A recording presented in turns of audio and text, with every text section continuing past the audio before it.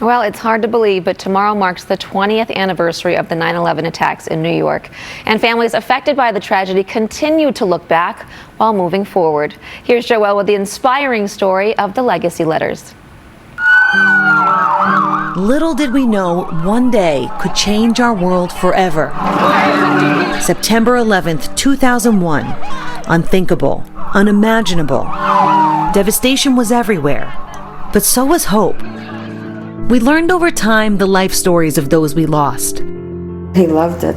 He loved being a fireman. 20 years later, we're still learning while looking for ways to honor and remember.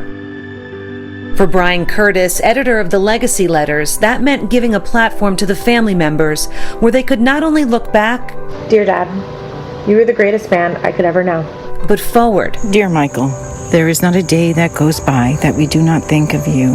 However, we are constantly reminded of your spirit because it is obvious in your sons' faces. Can you just tell me how this came to be? They wanted this to be heartwarming. They wanted it to be hopeful. They wanted it to be a legacy to the person in their life that they lost. But on that day, I truly understood what a selfless and remarkable man you were. You inspire me to live my life, to help others, and to be grateful for each moment.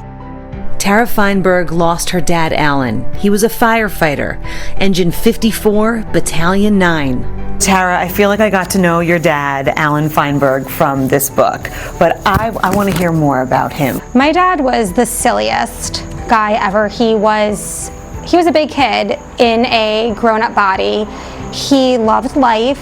He loved everyone in his life, and he loved helping people. He lived a life of service, and he lived a life of service in his family and also in his community. And I think that's what I remember the most about him, is that he just always wanted to do for other people. So when Brian asked me to do this, it was pretty cathartic. Recently, I've really stopped to think about how proud we are and how much we want to carry on that legacy, especially now that I'm a mom and I have, 4-year-old twins who are carrying my father's legacy. They never got to meet their grandfather, but they remind me of him every day in their joy and in their laughter and in their silliness. So I want them to know how proud we all are of their grandpa and my father. He is a firefighter. Yeah, you're right, buddy.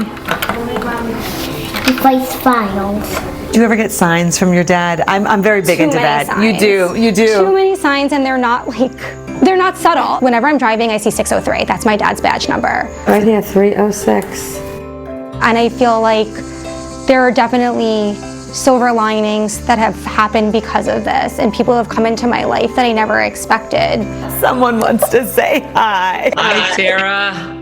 Hi, Bri. How are you doing? Good. She wanted you to be here in person so badly. I said, I don't think we could do it. This was such a good surprise. When I met my husband, and jokingly one day he was like, so who's gonna marry you guys? And I was like, I have no idea. And he's like, I'm gonna do it. And then he did. How are you doing? That's the hope that I have, is that his legacy lives on, not through me, but just through my children, and there's next generation of children. That's the most important part, is that we all have to remember them. My name is Alan, A-L-A-N. Last name is Feinberg, F-E-I-N-B-E-R-G. A firefighter. I know this piece meant a lot to Joelle, and I can see and feel why.